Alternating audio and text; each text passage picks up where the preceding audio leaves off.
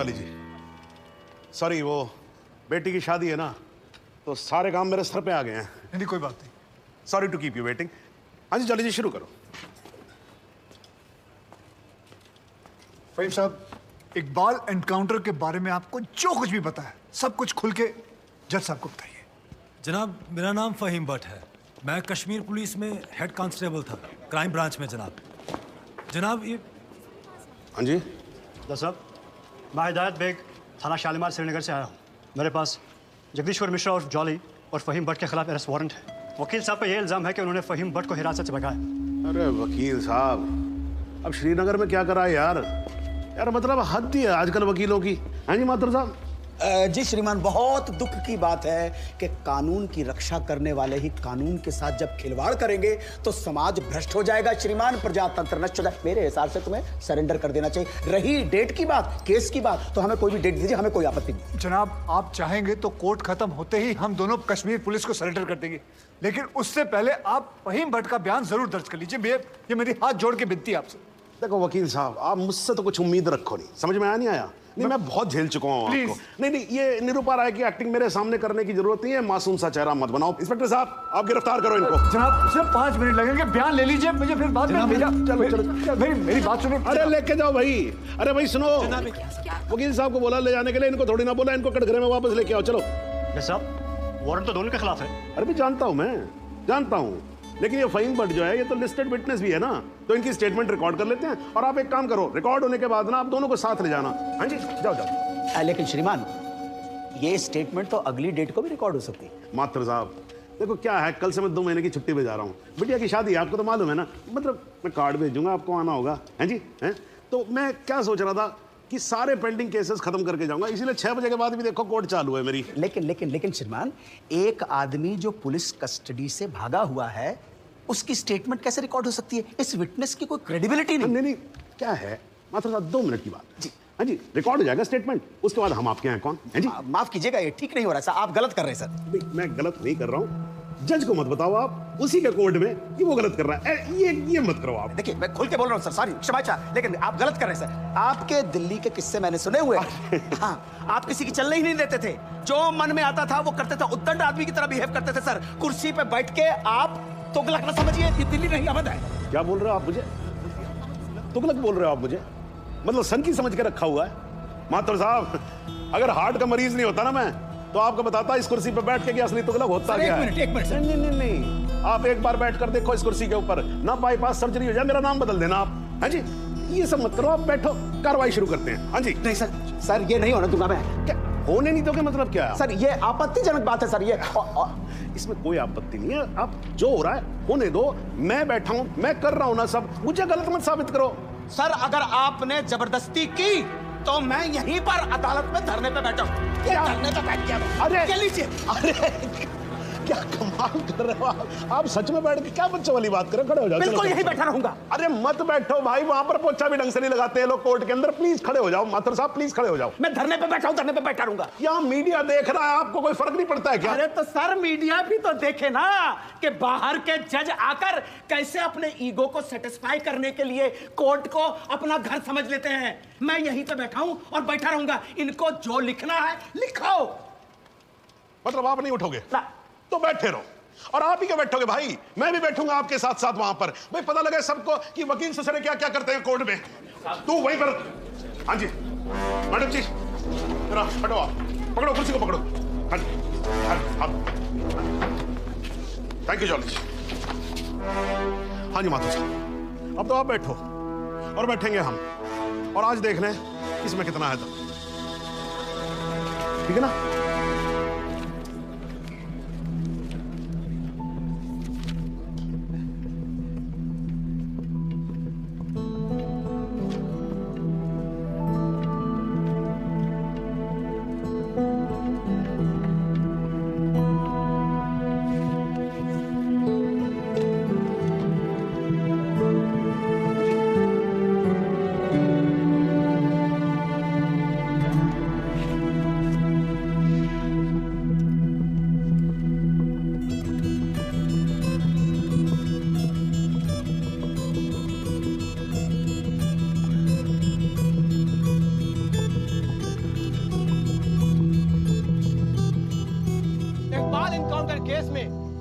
में जो कुछ भी हुआ वो शायद भारतीय न्याय व्यवस्था के इतिहास में पहली बार हुआ होगा।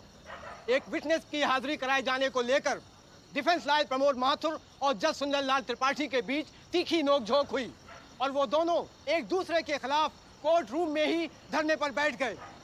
और अब देखना यह है कि ये दोनों इस तरह कब तक धरने पर बैठे रहते हैं।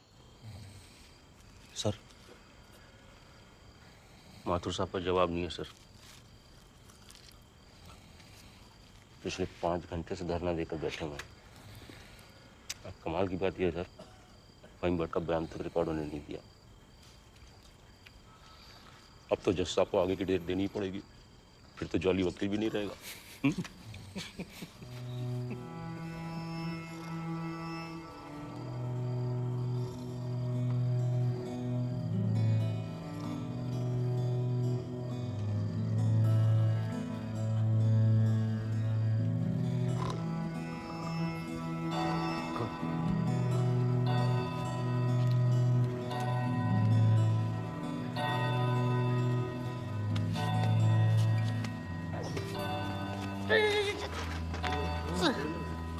सर,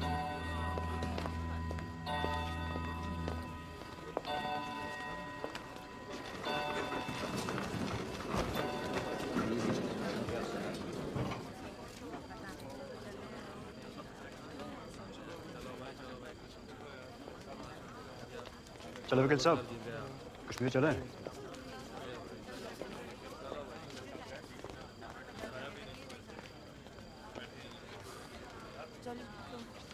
मैं चलता हूँ, अपना ध्यान रखना, ठीक है?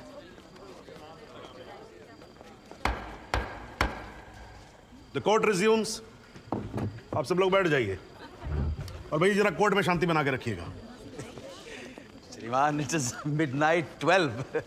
आप हमें अगली कोई भी डेट। तो माथुर साहब, आपकी पिछली डेट क्या थी? 13 अगस्त, हैं जी? अब हो गई 14 अगस्त। तो आपकी अगली डेट है 14 अगस्त 12:05 AM। श्रीमान, आधी रात बीत चुकी है, प्रोसीडिंग में तो सवेरा हो जाएगा। आजकल तो सुप्रीम कोर्ट भी भाई 3-3, 4-4 बजे तक काम करता है। थोड़ा हम भी सीख लेंगे तो क्या फर्क पड़ जाएगा, हैं जी? Please sir. नहीं, देखिए माथुर साहब, आपको धरना देना था, आपने धरना दिया, मैंने कुछ नहीं बोला, है जी? अब आपको वॉकआउट करना है तो आप वॉकआउट कर सकते हो, लेकिन आज ही की रात फहीम भट्ट की स्टेटमेंट यहां रिकॉर्ड होगी, है जी? जॉली जी, स्टेटमेंट रिकॉर्ड करवाइए। जी, फहीम। जनाब, बहुत बहुत शुक्रिया। फहीम साहब को बताओ क्या क्या हुआ था। जनाब, इस इनकाउंटर से कुछ महीने पहले हमने एक इंटेलिजेंस रिपोर्ट भेजी थी सिंह साहब की टीम को, जिसमें एक कश्मीरी मिलिटेंट इकबाल कादरी के डिटेल्स थे जो यहाँ लखनऊ में छिपा था। जनाब, इस इनकाउंटर से एक दिन पहले मुझको फोन करके यहाँ बुलाया गया ताकि मैं इस बात की शिनाख्त कर सकूं कि जिस इकबाल को इन्होंने पकड़ा है वो इकबाल कादरी है या नहीं। जनाब, जब मैं यहाँ पहुंचा तो उस शख्स का निकाह हो रहा था। मैं देखते ही समझ गया कि इकबाल वो इकबाल नहीं है। मगर जनाब, सिंह साहब की टीम ने मुझ पर प्रेशर बनाया कि मैं अपनी रिपोर्ट में ये कहूं कि इकबाल कासिम ही इकबाल कादरी है। मैंने ये करने से मना कर दिया, मैं श्रीनगर वापस चला गया।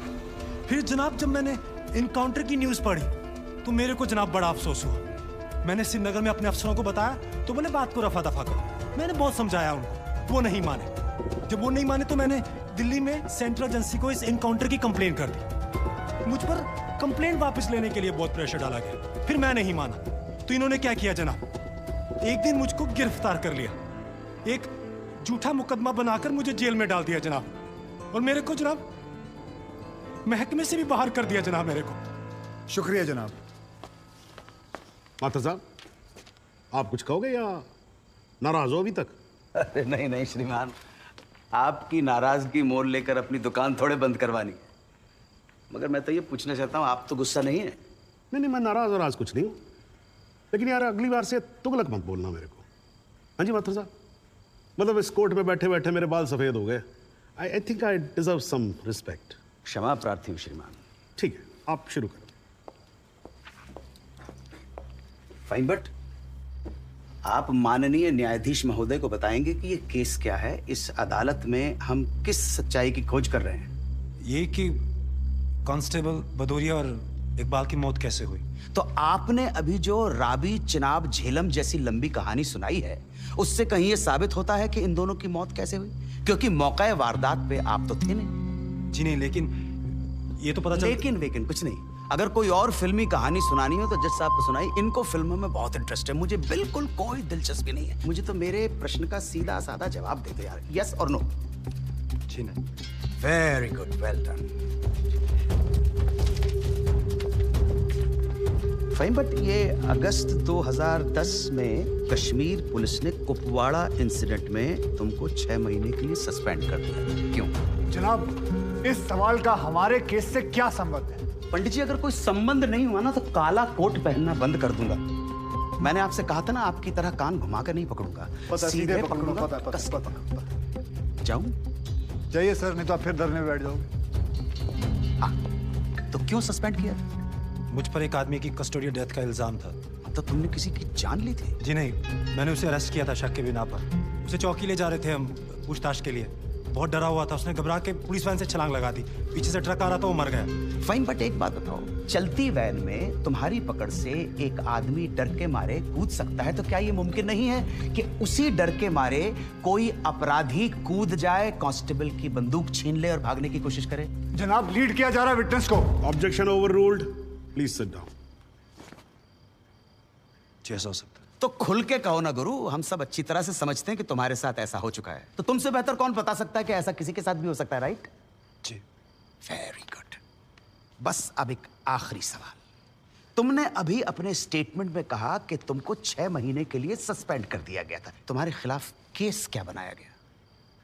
मुझ पर इल्जाम था कि मैंने एक कॉन्फिडेंशियल इंफॉर्मेशन दुश्मन को सप्लाई की। मगर वो इल्जाम झूठा है जनाब। जनाब, मुझे जेल में इसलिए डाल दिया गया क्योंकि मैंने इस मामले की कंप्लेंट सीबीआई को कर दी थी। ये तो तुम कह रहे हो ना, तुम्हारे कहने से मुकदमा झूठा नहीं हो जाएगा और तुम निर्दोष साबित नहीं हो एक मिनट जाएगा। जनाब, साहब भूल रहे हैं कि जब तक आरोप सिद्ध ना हो जाए तब तक आरोपी निर्दोष होता है। That is the point, वकील साहब। That's the bloody point। और श्रीमान, इस तर्क के आधार पर तो इंस्पेक्टर सूर्यवीर सिंह और उनके साथी निर्दोष हुए सर। लेकिन 2 मिनट के लिए श्रीमान, ये अखबार पढ़िए, टीवी खोल के देखिए। सारा मीडिया, सारा समाज, सारा देश इंस्पेक्टर सूर्यवीर सिंह और उनके साथियों को दोषी डिक्लेयर कर चुका है। His reputation, his career, his future is finished। अजब जलवा है हुजूर आपकी अदालत का, जहां एक आदमी जिस पे देशद्रोह का इल्जाम है, वो उस आदमी पर इल्जाम लगा रहा है जिसने मातृभूमि की सुरक्षा की शपथ उठाई।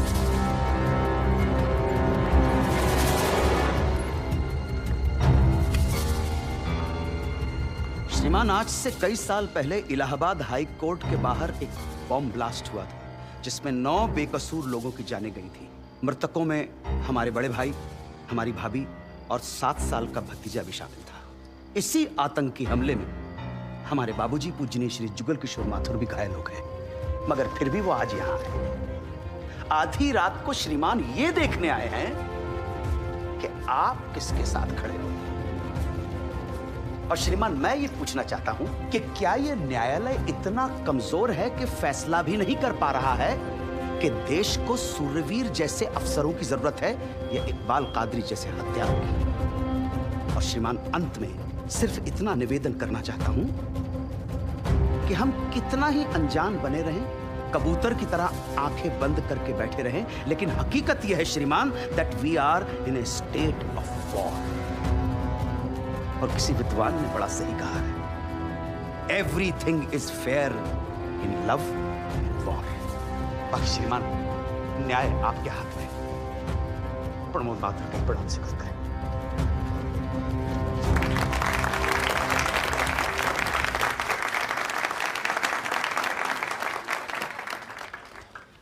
हाँ जी जॉली जी, योर टर्न। जी, सबसे पहले तो मैं सिंह साहब से कुछ सवालात करना चाहूंगा। सिंह साहब, आप विटनेस बॉक्स में आइए।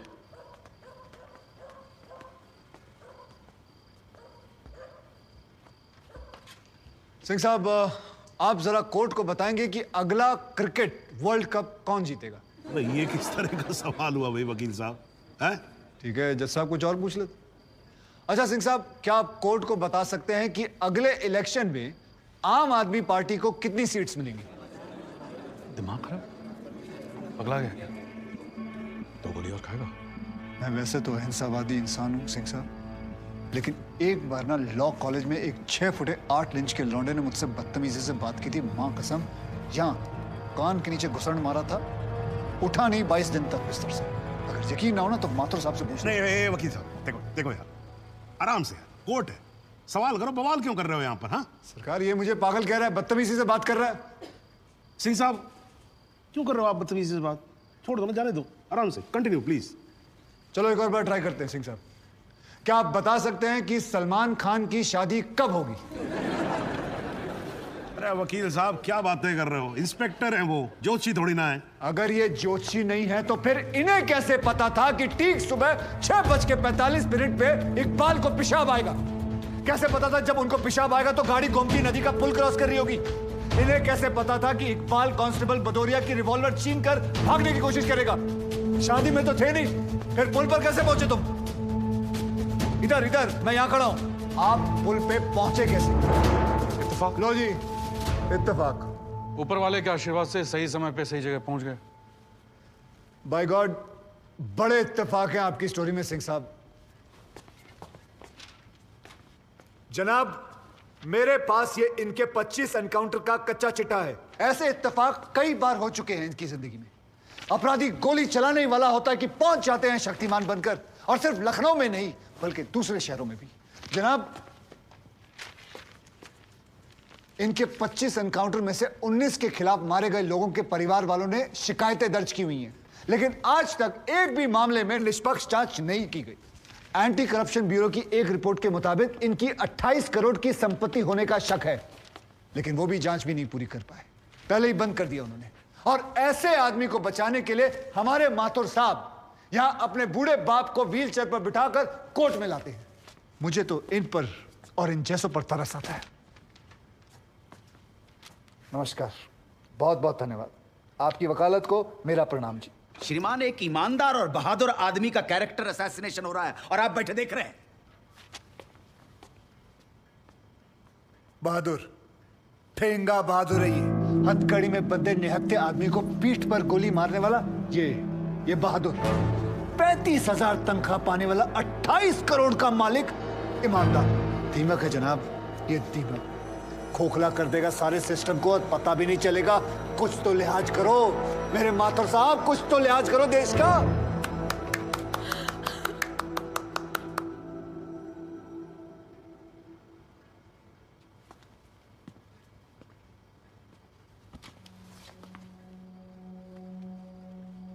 मैं जुगल किशोर माथुर साहब का दर्द समझ सकता हूं।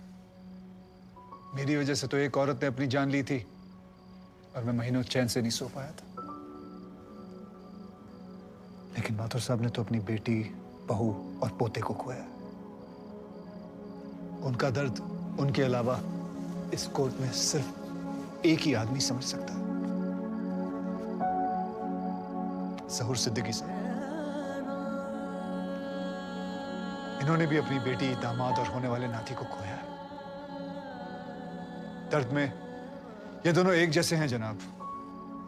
अब इन्हें जुगल किशोर सिद्दीकी कहूं या फिर इन्हें ज़हूर किशोर माथुर, कोई फर्क नहीं पड़ता। जनाब, गोमती नदी के पुल पर उस दिन 2 जानें गई थी। एक 12 घंटे पहले दूल्हा बने, हाथों में मेहंदी लगाए इकबाल कासिम की थी, और दूसरी 20 दिन में रिटायर होने वाले कांस्टेबल बलदेव सिंह भदौरिया की। और जनाब, ये हैं कांस्टेबल भदौरिया की पत्नी, जो अपने पति को खो चुकी है और जेल में बंद अपने बेटे की बेल करवाने के लिए कोर्ट के चक्कर काट रही है। अब इन्हें क्या कहेंगे माथुर साहब? मुस्कुराइए, आप लखनऊ में। सच सुना तो नजरें फेर ली माथुर साहब। ओ माथुर साहब, इत्तेफाक सिर्फ तुम्हारे साथ नहीं होते सिंह, ऊपर वाले की बड़ी कृपा है मुझ पर। इस दफा एक इत्तेफाक मेरे साथ भी हुआ है। बाय गॉड, मजा आएगा। पंडित जी को लाइए, लाइए जल्दी।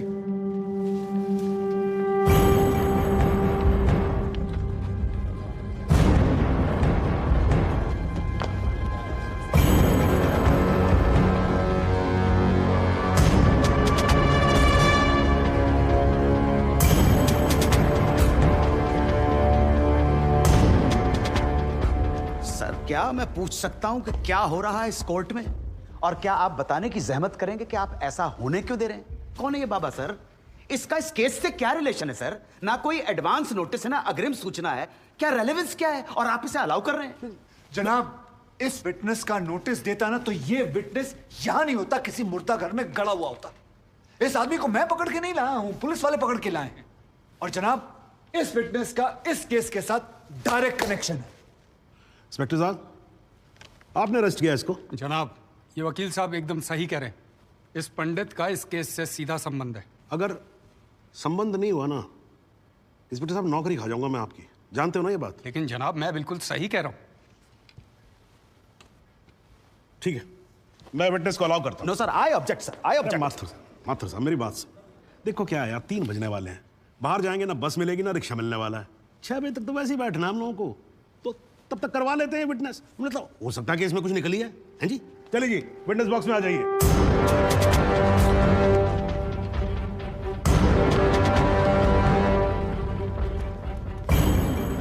नमस्कार पंडित जी, क्या हाल है आपका? घरेलू कपड़े वपड़े टीका शीका लगा के पूरी तैयारी में आए हैं। फहीम भट्ट साहब खड़े होइए। कोर्ट को बताइए कि इन पंडित जी का नाम क्या? मोहम्मद इकबाल कादरी। हैं जी? मोहम्मद इकबाल कादरी। मोहम्मद इकबाल कादरी। इसको कहां से अरेस्ट कर लिया जी आपने? जनाब, मथुरा से 1 साल से वहां छुपा हुआ था, साधु का भेष बनाकर। ये तो कमाल हो गया। जज साहब, इंस्पेक्टर महोदय झूठ बोल रहे हैं। हमारा नाम इकबाल कादरी नहीं है। हमारा नाम तो रामकृष्ण सारस्वत है। हम तो निरीह ब्राह्मण हैं, ब्रह्मचारी हैं। हाँ, जम्मू के रहने वाले हैं, उस वजह से भाषा में थोड़ी कश्मीरी झलक है, लेकिन हम वो नहीं है जो बताया जा रहा है। ये देखिए हमारा आधार कार्ड और voter ID card. Om Prakash ji, जरा लेके आओ सर। लाओ जरा, फटाफट लेके आओ। जनाब, ये पंडित सरासर झूठ बोल रहा है। इसने पुलिस को खुद स्टेटमेंट दिया है, जिसमें इसने खुद कहा कि ये इकबाल कादरी है। कंधे के ऊपर उत्तर प्रदेश पुलिस के 2 स्टार लगा रखे हैं। इतना मालूम नहीं है कि पुलिस को दी गई स्टेटमेंट कोर्ट में एडमिसिबल नहीं है। जनाब, ये इंसान एक ट्रेंड मिलिटेंट है। नकली आधार कार्ड बनाना कोई मुश्किल काम नहीं है, आप अच्छी तरह जानते हैं। और फहीम भट्ट भी इसको आइडेंटिफाई कर चुके हैं। सर, ये अपनी आइडेंटिटी छुपा रहा है। श्रीमान, यहाँ आइडेंटिटी छुपा नहीं रहा है, अपनी आइडेंटिटी बता रहा है। कैसे बताएगा अपनी आइडेंटिटी? हम सब कैसे बताएंगे सर? आप सुंदरलाल त्रिपाठी हैं, मैं प्रबोध माथुर हूँ, ये पंडित जी हैं कानपुर वाले। कैसे पता पड़ेगा? किसी आधार कार्ड से, राशन कार्ड से या पासपोर्ट से? सबूत आपके सामने है सर, संदेह की कोई बात ही नहीं। और वैसे बता दूं सर, निवेदन कर रहा हूँ, ये जो पंडित जी है ना, ये ऑलरेडी झूठा गवाह पेश कर चुके हैं।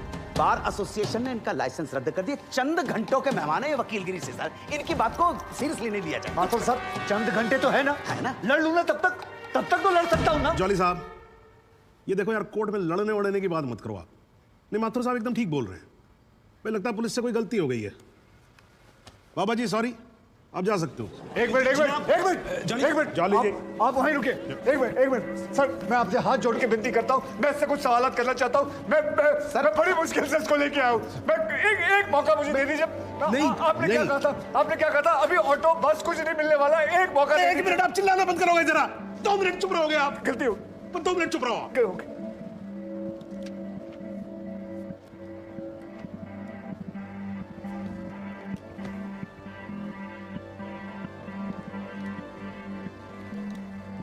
ठीक है, मैं विटनेस को अलाउ करता हूं। अरे सर, अब क्या सर? माथुर साहब, I think court has the right to decide. Okay जी, and court has decided. Please. Thank you.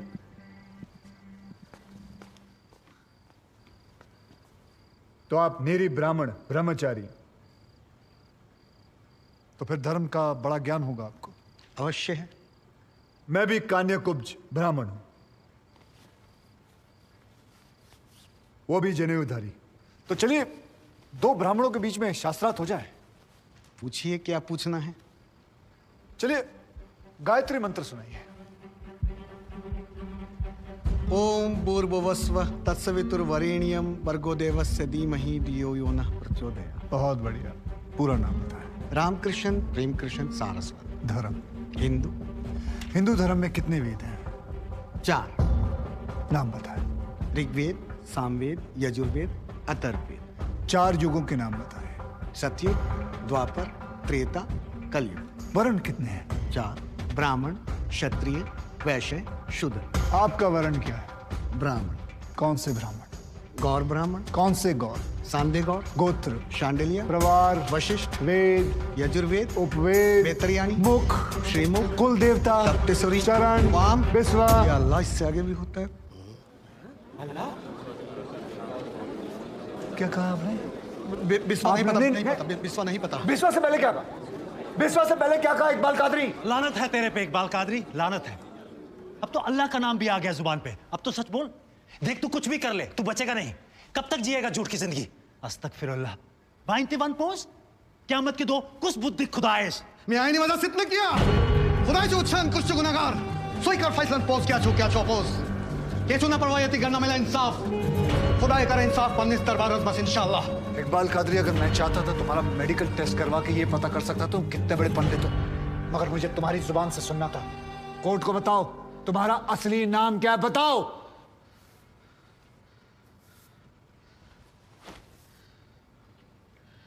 जज साहब, मेरा नाम मोहम्मद इकबाल कादरी है। मुझे सिंह साहब ने अरेस्ट किया था। मैं उनकी कस्टडी में था, लेकिन उन्होंने मुझे कोर्ट में पेश नहीं किया। मैं जानता था कि वो मेरा एनकाउंटर करने वाले हैं। एक दिन मौका देखकर मैंने उनसे कहा कि अगर वो मुझे जाने देंगे तो मेरे आदमी उन्हें बहुत सारा पैसा देंगे, और उन्होंने मेरी बात मान ली। इसे लेके कहाँ जा रहे हैं? सिंह साहब ने आजाद कर दिया। जा रहा आजा।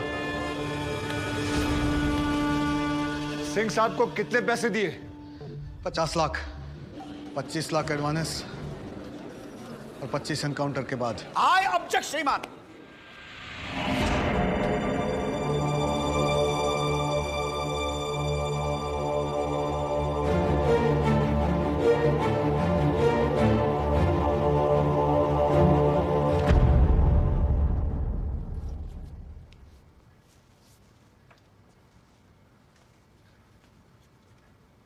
मुझे और कुछ नहीं कहना जनाब, मगर माथुर साहब की एक बात का जवाब जरूर देना चाहूंगा कि हमें सूर्यवीर सिंह चाहिए या फिर इकबाल कादरी। जनाब, हमें दोनों ही नहीं चाहिए। हमें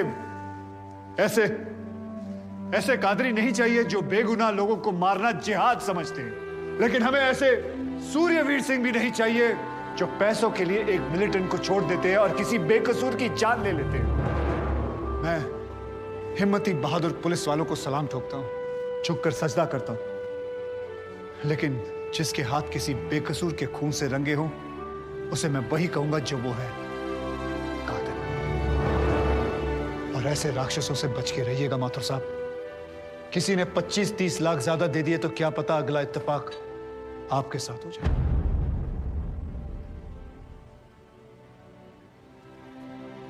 अंत में सिर्फ इतना ही कहना चाहूंगा कि इस दुनिया के सबसे बड़े जाहिल ने कहा था कि इश्क और जंग में सब कुछ जायज है, क्योंकि अगर ऐसा है तो फिर बॉर्डर पर सिपाहियों के सर काटने वाले भी जायज है और जवान लड़कियों पर एसिड फेंकने वाले आशिक भी, क्योंकि अगर ऐसा है तो फिर इकबाल कादरी भी जायज है और सूर्यवीर सिंह भी।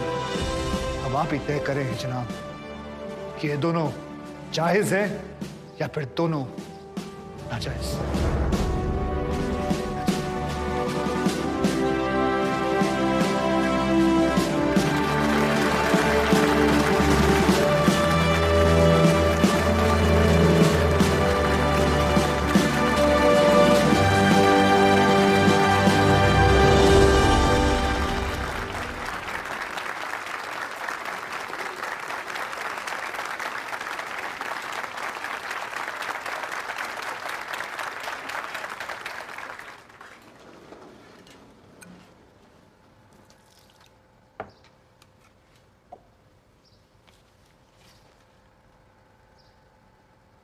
सालों में एक बार कभी कोई ऐसा केस आता है जब इस कुर्सी पे बैठने का अफसोस नहीं होता है। नहीं तो जी मैं तो रोज ही कोर्ट आता हूं, बैठा रहता हूं कोर्ट के अंदर, गाड़ी की तरफ देखता रहता हूं कि कब 6 बजे और कब मैं उठ के घर चला जाऊं। क्या करें जी, न्यायपालिका की हालत ही कुछ ऐसी है।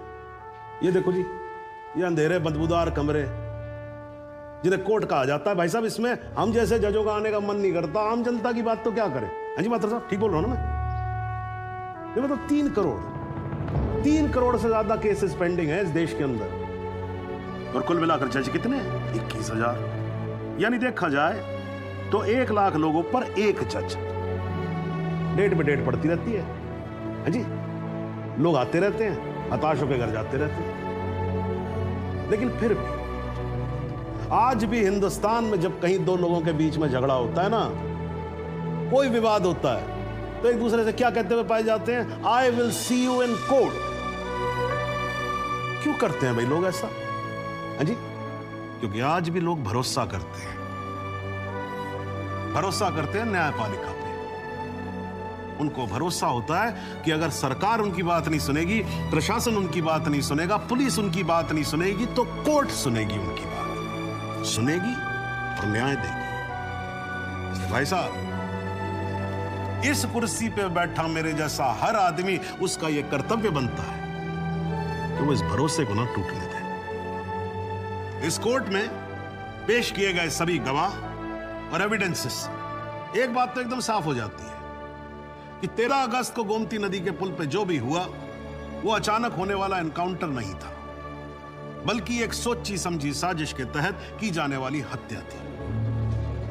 इसलिए यह कोर्ट इंस्पेक्टर सूर्यवीर सिंह और उनके सभी साथियों को आईपीसी सेक्शन 302, 201, 182 और 340 के तहत हत्या, एविडेंस मिटाने, कोर्ट को गुमराह करने और झूठे सबूत पेश करने का दोषी मानते हुए लाइफ इंप्रिजनमेंट की सजा सुनाती है। और यह कोर्ट शहीद कांस्टेबल बलदेव सिंह भदौरिया के पुत्र राम कुमार भदौरिया को तुरंत रिहा करने का आदेश भी देती है। The court is adjourned। बहुत थैंक यू सर। आजा। जरा रास्ता दे दीजिए।